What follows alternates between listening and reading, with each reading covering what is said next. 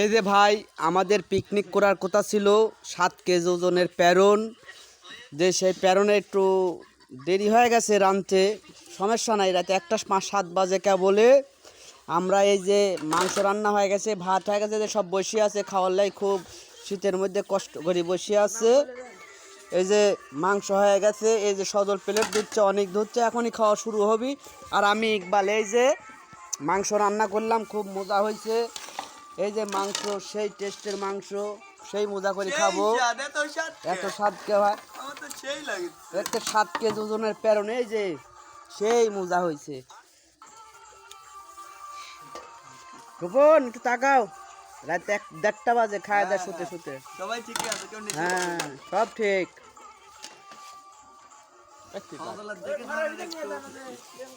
এই যে আমাদের ছোটু সাওয়াল অন্তু প্রেমে মজি আছে, ফোনে খুব কথা করছে, হায় হায় দিচ্ছে। এই যে আমি ইকবাল, এখন খাওয়া দাওয়া করবো আমরা সব। এই যে আমার দোকান, এই যে সাইনবোর্ড,